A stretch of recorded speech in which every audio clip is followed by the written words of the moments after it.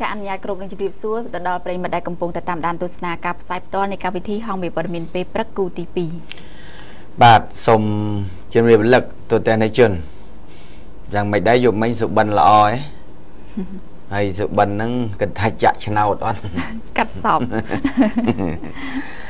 បាទថ្ងៃនេះជាថ្ងៃដែលដូចថ្ងៃរត់ដងថ្ងៃអីទៅប្លែកខុសថ្ងៃហើយបើឃើញមុខតែមុខអដែលមានអីទៅប្លែកតែរឿងឯងបាទអញ្ចឹងឥឡូវនេះយើងជួបមុខគ្នាដើម្បីចង់ដឹងថាតើមានរឿងអីខ្លះសម្រាប់គូទី2នេះជម្រាបជូនទូទាំងអ្នកជនដែលកំពុងតែរងចាំទស្សនាហើយម៉ែម្នាងអើយដែលនៅខាងក្រោយនោះមកដល់ម៉ោងលោករទ្ធីហើយជើញមកម៉ែដល់ហើយកូនអើយប្រាប់ម៉ែ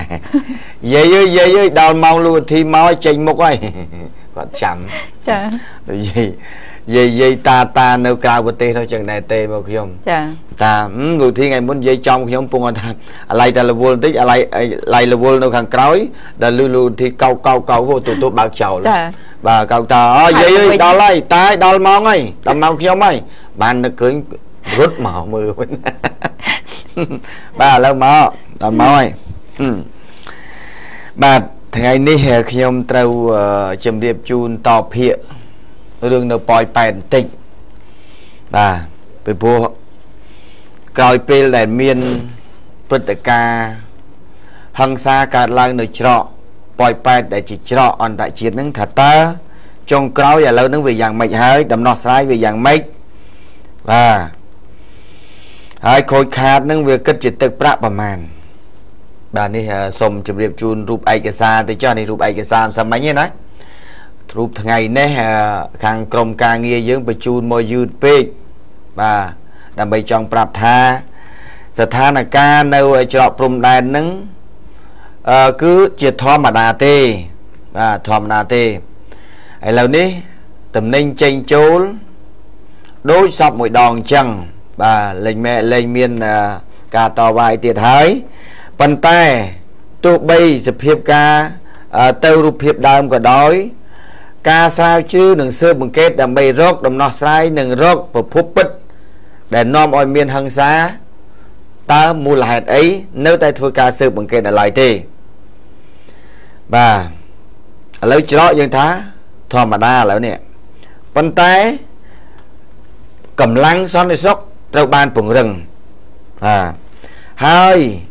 បង្កើតឲ្យមានគណៈកម្មការមួយ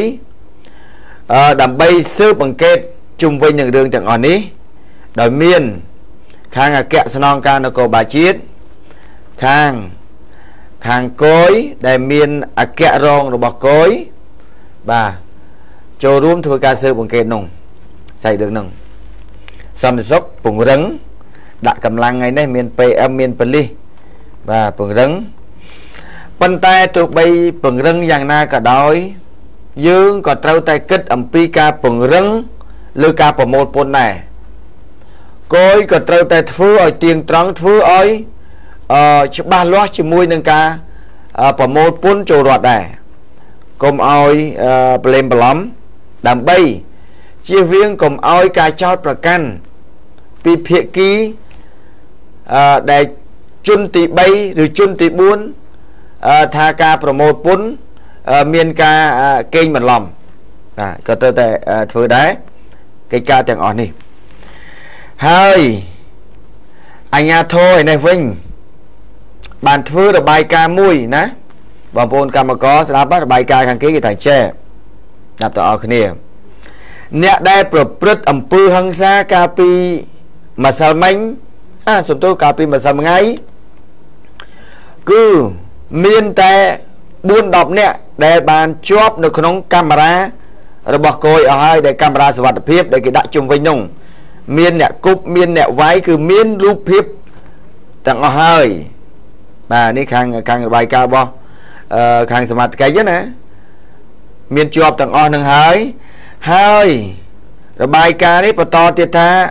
ក្នុងចំណោមអ្នកធ្វើបាតកម្មកាលពីម្សិលថ្ងៃ ក្នុងចំណោមជាង200នាក់បាទជាង200នាក់គឺមានតែអ្នកដែលខូចអ្នកដែលប្រើអំពើហិង្សាមានប្រមាណពី10ទៅ20នាក់ប៉ុណ្ណោះអញ្ចឹងកម្មករខ្លះគេតវ៉ាដោយសន្តិវិធីទេតែមានអ្នកត្រូវបានគេជួលជាកម្មករលីសែងនៅក្នុងទឹកដីថៃបាទនៅក្នុងផ្សារថៃមកជួយធ្វើបាតកម្មដែលនាំឲ្យមានហិង្សាបាទនេះជារបាយការណ៍ដែលស្ថិតិសរុបរបស់ខាងសមាជិកណាបាទខ្ញុំសូមលើកឡើងអញ្ចឹងតិចបាទយ៉ាងម៉េចយ៉ាងម៉ាចាំជម្រាបជូនបន្តបាទគាត់ថាកម្មករដែលល្អរាប់រយនាក់ប៉ុន្តែអ្នកដែលខូចខលហ្នឹងគឺមានពី10ទៅ20នាក់ពីព្រោះគាត់ចង់ប្រៀបធៀបថាតួលេខកម្មករអូរទេសនៅច្រកប៉ោយប៉ែតសរុបទាំងអស់ជិត300រទេសបាទ200បាទនេះថា200រទេសជាងរទេសអូហ្នឹងតែថ្ងៃដែលតវ៉ាហ្នឹងគឺមានតែ13រទេសប៉ុណ្ណោះដែលមកតវ៉ាយកមករារាំងខាងមុខបាទនេះគាត់នេះបាយកាយប៉ូលីសតែអញ្ចឹងបាទហើយការតវ៉ាទាំងអស់នោះកម្មករពិតប្រកបដែលគាត់រកស៊ីអូរទេសនៅពេលនោះគឺគាត់តវ៉ាដោយសន្តិវិធីប៉ុន្តែដោយសារតែមានកម្មករដែលត្រូវបានគេជួលមកពីខាងផ្សារថៃទើបធ្វើឲ្យមានហិង្សាបាទនេះការលើកឡើងអញ្ចឹងបន្ទាប់មកទៀតរបាយការណ៍លម្អិតបន្ថែមបានលើកឡើងថាក្រុមបាតកោដែលមានខ្លួនមួយចំនួនឥឡូវកិច្ចខ្លួនហើយអ្នកខ្លះដែលបានធ្វើជលលៀសខ្លួនអត់ហ៊ានអូរទេសនៅក្នុងទៀតទេបាទថាកិច្ចខ្លួន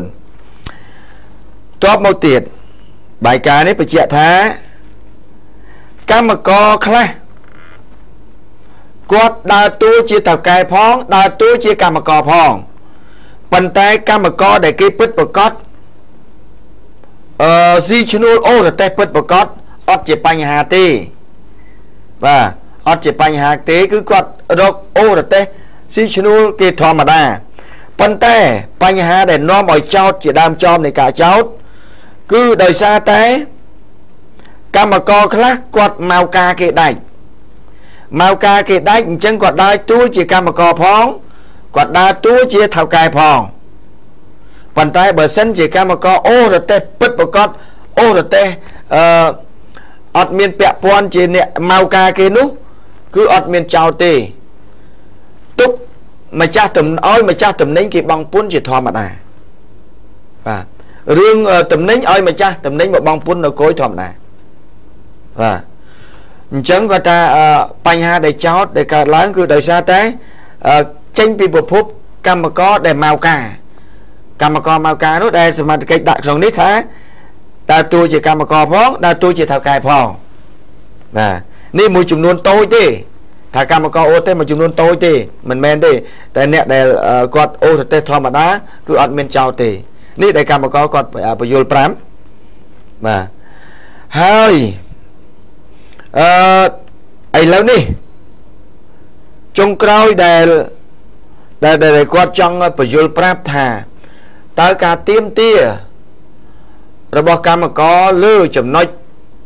សូមឲ្យមិនបង់ពន្ធលើតំណែងដែលចាប់ពី30កញ្ចក់30ប្រអប់30កេះចុះមកក្រោមតើទទួលយកឬទេបាទខាងអាជ្ញាធរនេះបានឆ្លើយតបទៅថាមិនអនុញ្ញាតឲ្យមានការរួចពន្ធទេទោះបីតិចឬក៏ច្រើនដោយប៉ុន្តែមានការយោគយល់មានការសម្បទានគឺមានដោយផ្ដល់អតិភិបខ្លះឲ្យកម្មករអូរទេសបានរស់ហើយសូមកុំឲ្យមន្ត្រីនៅច្រកធ្វើបាបគៀបសង្កត់ចម្រិតទារប្រាក់ទៅលើរទេសអូរបស់កម្មករដែលគាត់អូក្នុងមួយថ្ងៃរស់មួយថ្ងៃហើយសូមឲ្យការប្រមូលពន្ធឲ្យត្រង់កុំឲ្យចូលកប៉ាវច្រើនជាងរត់បាទនេះដែលគាត់លើកឡើងអញ្ចឹងបាទប៉ុន្តែការពន្យល់ នឹងការលើកឡើងនៅក្នុងរបាយការណ៍របស់សមត្ថកិច្ចចំពោះបញ្ហាផលខូចខាតប្រមាណដែលក្នុងអំឡុងធ្វើបាតកម្មដែលគយបានបង្ហើបថាគិតជាមធ្យមចំណូលនៃការបង់ពន្ធនៅច្រកប៉ោយប៉ែតក្នុងមួយថ្ងៃប្រមាណជា2000លានរៀលបាទមួយថ្ងៃ2000លានរៀលអញ្ចឹងនៅក្នុងការធ្វើបាតកម្មដែលធ្វើឲ្យបាត់បង់នៅចំណូលចូលរដ្ឋក្នុងមួយថ្ងៃខូចខាតនោះចំណូលគឺប្រមាណជាជិត2000លានរៀលហើយនឹងបូកបញ្ចូលជាមួយនឹងទ្រព្យសម្បត្តិដែលខូចខាតបាក់បែកឡានគឺអាចក្នុងចន្លោះពីរាប់$10,000បាទនេះគឺគាត់បានលើកឡើងពីការខូចខាតប៉ុន្តែយើងចង់បញ្ជាក់បន្ថែមត្រង់ចំណុចមួយទៀតដែលក្រុមកម្មករគាត់បានលើកឡើងថាកន្លងមកនេះជាការពិតណាស់មានកម្មករខ្លះដែលគាត់អូសរទេះគឺត្រូវបានសមត្ថកិច្ចនៅច្រកគាត់បង្ខំឲ្យបង់ក្នុងតម្លៃប្រមាណឬក៏រើអីវ៉ាន់ដាក់ទៅរទេះនោះនេះដែលធ្វើឲ្យខាតពេលវេលានិងបាត់បង់នៅចំណូលដែលគាត់អូសរកប្រចាំថ្ងៃនេះដែលគាត់លើកឡើងអញ្ចឹងឥឡូវជុំវិញនឹងការដំណោះស្រាយចុងក្រោយនេះបើទោះបីនៅពេលនេះមិនទាន់បានការឆ្លើយតបឲ្យពេញលេញទៅកម្មករអូរទេសយ៉ាងណាក៏ដោយប៉ុន្តែឲ្យកម្មករធ្វើការអូរទេសជាធម្មតាឡើងវិញបាទអត់មានអីបញ្ហាទេដំណោះស្រាយផ្សេងទៀតនឹងបន្តហើយរកឲ្យឃើញថាតើអំពើហិង្សាដែលកើតឡើងផ្ទុះចេញពីណាពិតប្រាកដពីព្រោះកម្មករដែលតវ៉ាពីម្សិលមិញថ្ងៃថាដើមចំនៃការផ្ទុះអំពើហិង្សានេះដោយសារតែសមត្ថកិច្ចគាត់បានវាយបានធ្វើបាបទៅលើកម្មករម្នាក់ហើយចាប់រហូតដល់មានរបួសហើយរហូតដល់ពេលចុងក្រោយថាកម្មករនេះបានឈានដល់ស្លាប់ដែលនាំឲ្យមានផ្ទុះអំពើហិង្សាតែតាមពិតកម្មករនោះមិនបានស្លាប់ទេបាទនេះដែលថាកម្មករដែលគាត់បាតកម្មកាលពីម្សិលថ្ងៃដែលនាំឲ្យគាត់ប្រើហិង្សាបាទប៉ុន្តែខាងសមត្ថកិច្ចឯនេះវិញបាទនេះដែលរូបភាពនេះដែលនាំឲ្យកម្មករអូទេសគាត់ថាផ្ទុះបាតុភិបហិង្សាដោយបញ្ហាអញ្ចឹងបាទប៉ុន្តែ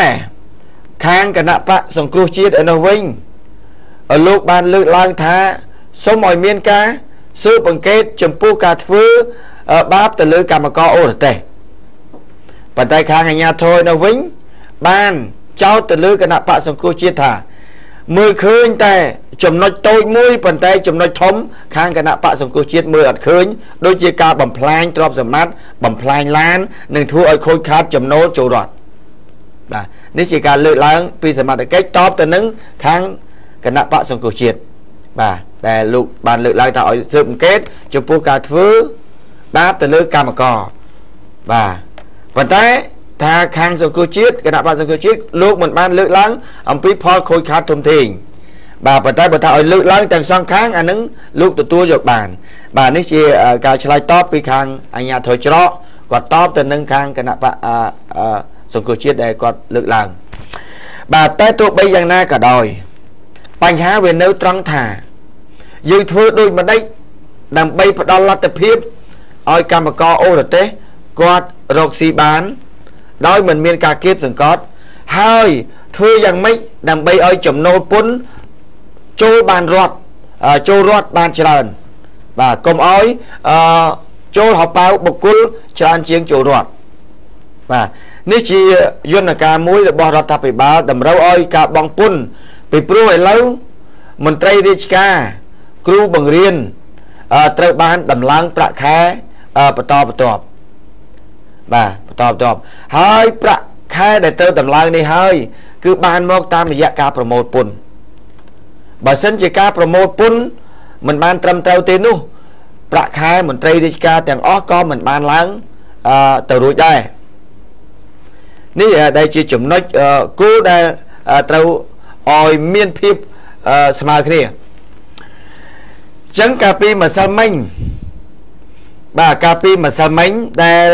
ខាងក្រុមអាជីវករដែលបានខ្សឹបប្រាប់ថាបងពុនខ្លះបងពុនពាក់កដាលបងពុនខ្លះបងពុនបើ100បងពុន30 40 50ឬក៏100% ទៅតាមតំណែងដែលតានតឹង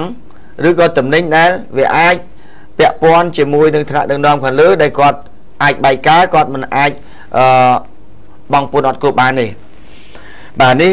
ធ្វើឲ្យខាងមន្ត្រីនៅច្រកទ្វារនោះគាត់ខ្សឹបប្រាប់អញ្ចេះគាត់ថាគាត់មិនបដិសេធចំពោះព័ត៌មានដែលគេបង្ហើបឲ្យដឹងនឹងទេអាចមានគាត់លើកចឹងគាត់ថាអាចមានប៉ុន្តែឥឡូវ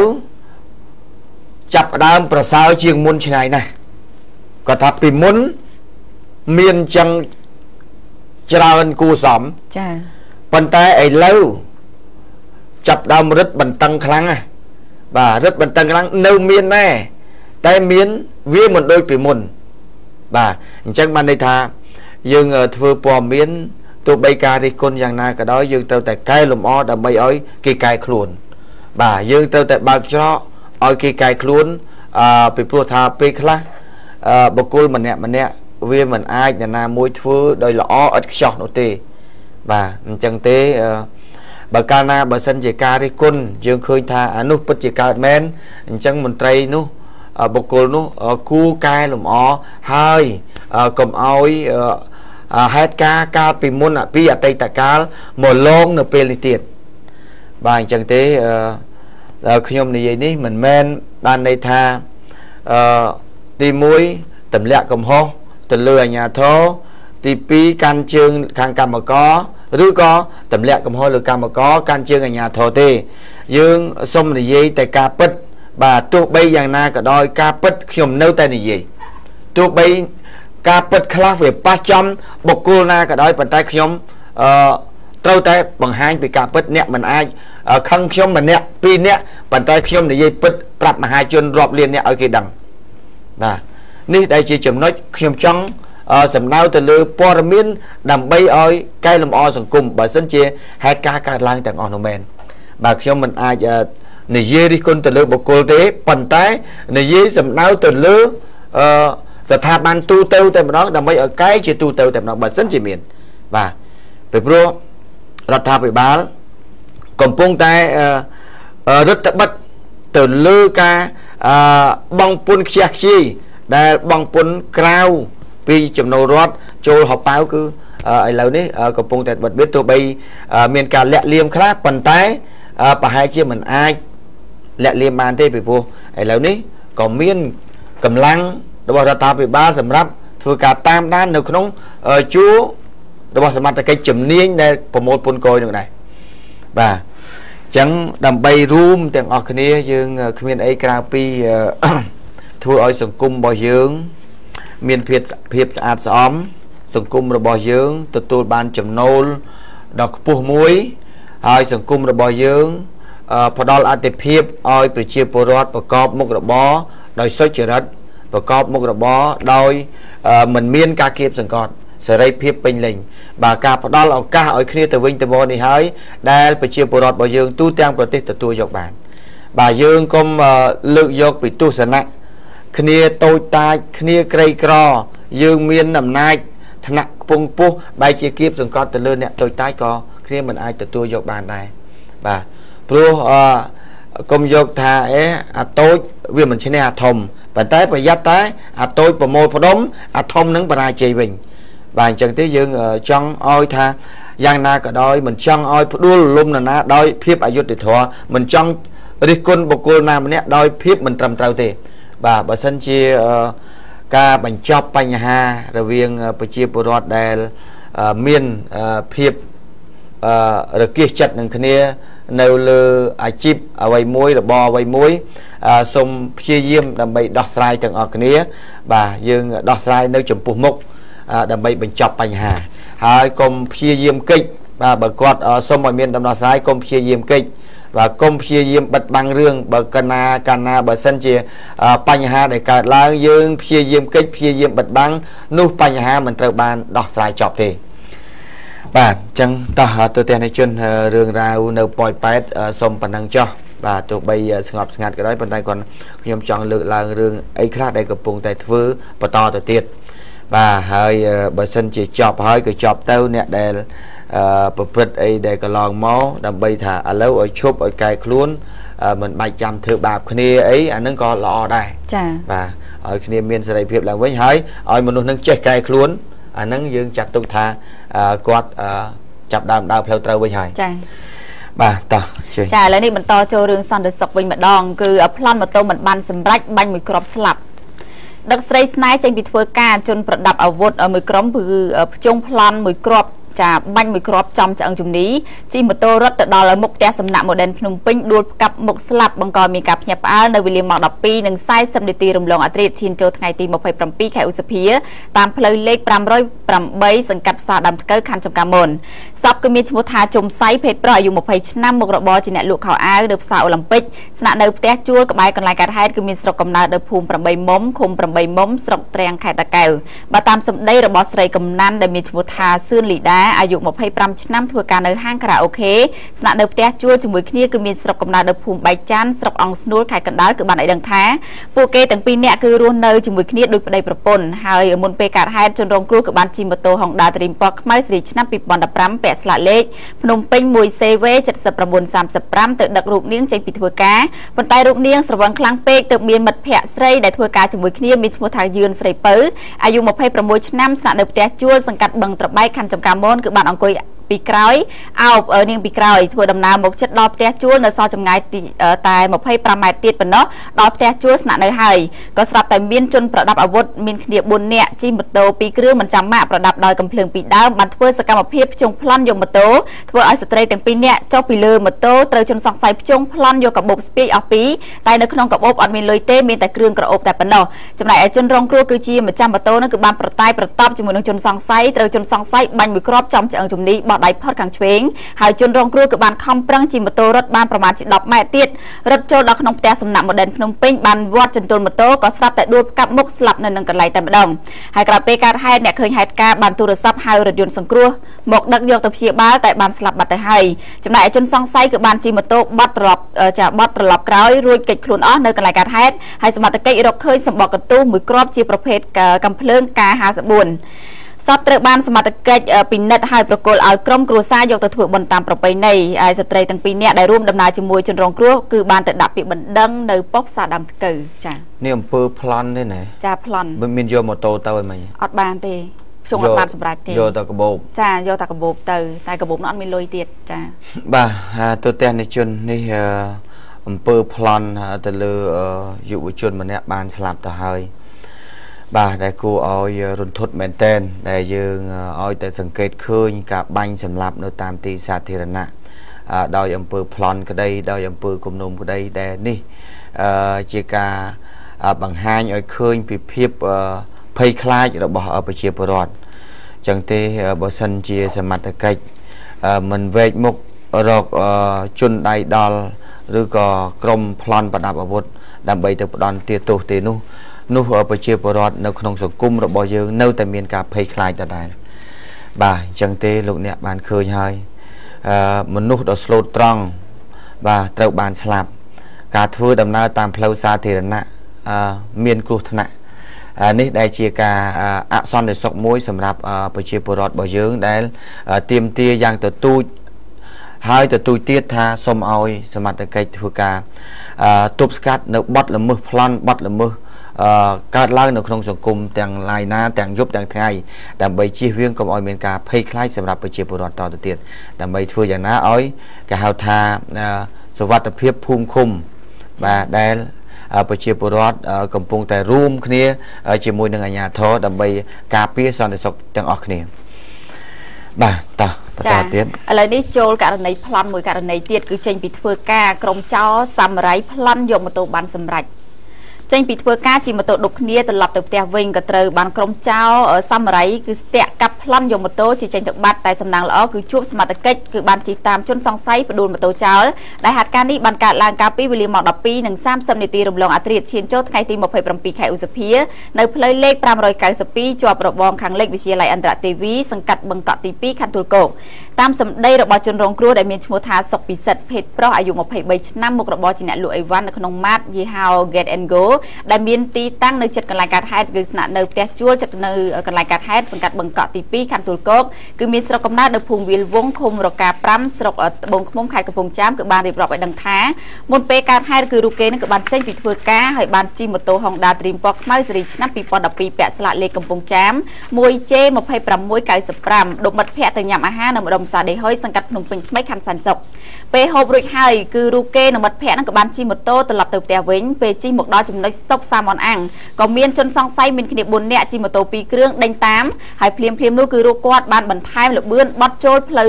592 យ៉ាងលឿនក៏ត្រូវជនសង្ស័យ 2 នាក់ជិះម៉ូតូ 1 គ្រឿងម៉ាក Honda Dream សង់ប៊ិច C110 ពណ៌ខ្មៅពាក់ស្លាកលេខ 1BH គឺ